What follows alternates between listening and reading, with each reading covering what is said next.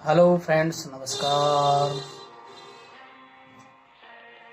आज हम ऐसी बात करेंगे, एक ऐसे बच्चे के बारे में बात करेंगे जो मात्र 7 साल का था और धर्म के माध्यम से अरहत हो गया। मात्र 7 साल की उम्र में वो यह जान गया कि जीवन क्या है और आज के समय में लोग कहाँ से कहाँ जा रहे हैं, कितने भटक रहे हैं। और मात्र 7 साल का बच्चा वैसे तो कुछ नहीं जानता, लेकिन वो तथागत के मार्ग पर चलकर अरहत कैसे हुआ, आज वो जानेंगे। मेरे दोस्तों नमस्कार, मैं हूं विजय और आप देख रहे हो आपका अपना यूट्यूब चैनल धर्म का मार्ग। दोस्तों, इस वीडियो को पूरा देखना, शायद ये आपके जीवन को भी बदल दे। ये वीडियो या इस चैनल पे आपको फालतू का मसाला या मस्ती नहीं मिलेगी। यहाँ आपको वो चीज़ मिलेगी जो आपके जीवन का रास्ता ही बदल देगी। आप सोचोगे कि आज तक हम कहाँ जा रहे थे और अब हमें कहाँ जाना चाहिए। चलो दोस्तों, स्टार्ट करते हैं। एक बार की बात है, तथागत जैतवन विहार में ठहरे हुए थे और वहाँ उनके नए श्रावण थे, यानी शिष्य। वो शिष्य जंगल में ध्यान साधना करने जा रहे थे, तो उन्होंने तथागत से अनुमति ली और वो कहने लगे। तथागत ने कहा कि आप एक बार सारिपुत्र से मिलते जाना। वह सारिपुत्र के पास गए और उन्होंने ये बात बताई कि तथागत ने आपसे मिलने की कहा है।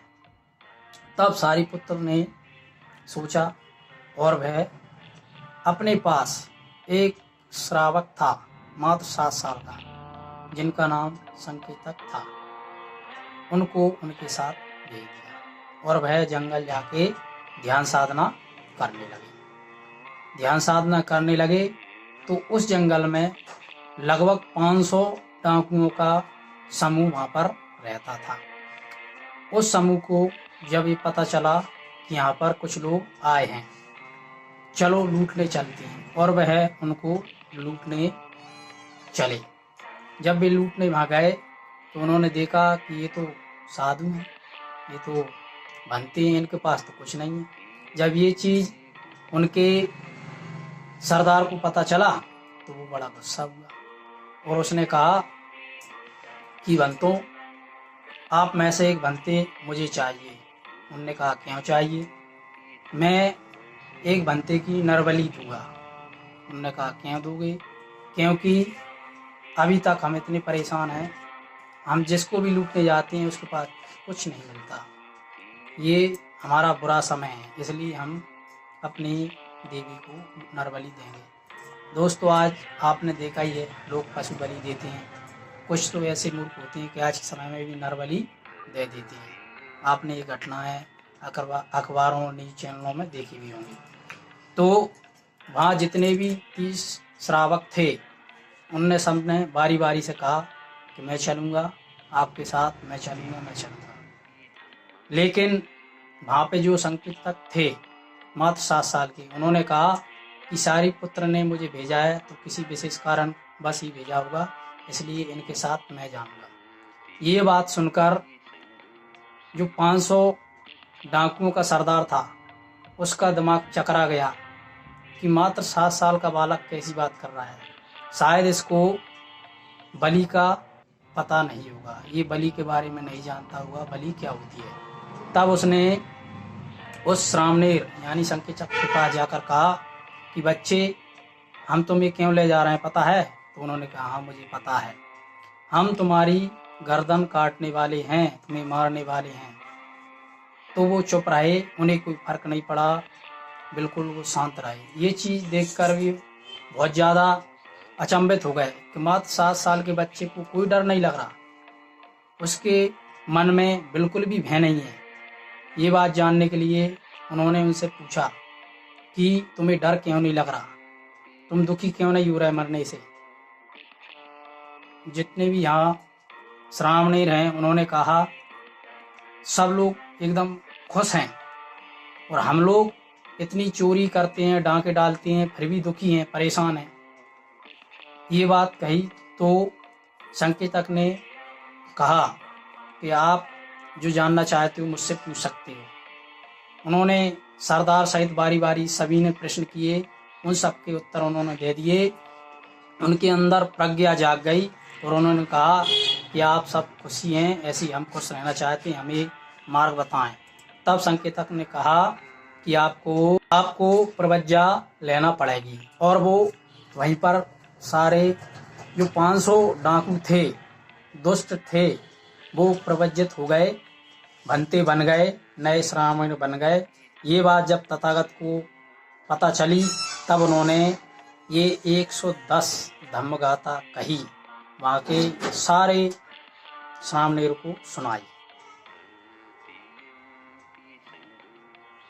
यो च वसंतं, दोस्तों धम्मपद 110 पढ़ते हैं। यो च वसंतं जीवे दुस्सीलो अस्माहितो एकहां जीवतां सेयो शीलवन सत्व झाइयो। इसको हम गाकर थोड़ा लय में गाते हैं। यो च वसंतं जीवे दुस्सीलो अस्माहितो एकां जीवितं सेयो शीलवन्तस्य झाइयो। दोस्तों इसका मतलब है, यानी जो व्यक्ति दुस्सील है, यानी जो व्यक्ति वर्षों वर्षों तक जन्म लेता है, यानी जन्म पे जन्म लिए जा रहा है, पर वो दुष्कर्म करता है, पाप कर्म करता है, बुरे कर्म करता है, वो समतावादी नहीं है, वो समानतावादी नहीं है, वो अस्थिर है, स्थिर नहीं है, वो स्वयं को समझना नहीं चाहता। ऐसा व्यक्ति, ऐसा पापी कितने भी जन्म लेता रहे, लेकिन वो उसका जीवन सफल नहीं है। वो सत्य के मार्ग पर नहीं चल रहा, समता के मार्ग पर नहीं चल रहा, बुद्ध के मार्ग पर नहीं चल रहा, धम्म के मार्ग पर नहीं चल रहा। और दूसरी तरफ जो शीलवान है, जो ध्यान लगाता है, जो शील के मार्ग पर चलता है, वह व्यक्ति जीवन में कभी भी नहीं रुक सकता। उसका जीवन सबसे श्रेष्ठ है, चाहे वो 100 साल जिए, एक बार का ही जीवन मिले, कितने ही साल जिए, वो सबसे श्रेष्ठ है। दोस्तों यह वीडियो अच्छी लगी हो तो लाइक, शेयर और सब्सक्राइब आप जानते ही हो, लेकिन अगर आप इन बातों से प्रेरित हुए हो तो आपसे मैं एक निवेदन करना चाहता हूँ कि आप ध्यान जरूर लगाएं। इसके लिए आपको विपश्यना जाना पड़ेगा, क्योंकि जीवन को समझना है, स्वयं को समझना है, शीलवान बनना है। शील क्या होती हैं, धम्म क्या है, बुद्ध कौन होती हैं, बुद्धिजीवी कौन होती हैं, ये सारी चीज़ें जानने के लिए आपको विपश्यना केंद्र जाना पड़ेगा। और विपश्यना केंद्र भारत में बहुत हैं, जिसे SN गोनका जी बर्मा से लाए थे। अगर वो एक बार किसी ने कर लिया और उसके अनुसार चलने लगा, समझ लो वो स्वर्ग में पहुंच गया, जिंदा रहते। यही स्वर्ग है, यही नरक है। स्वर्ग क्या है? जो सुख शांति से जी रहा है, जिसे न दुख है न सुख है, जो अंदर से सुखी है, बाहर से सुखी, यानी करोड़ों रुपया हो वह भी दुखी है, उसकी रखवाली कर रहा है।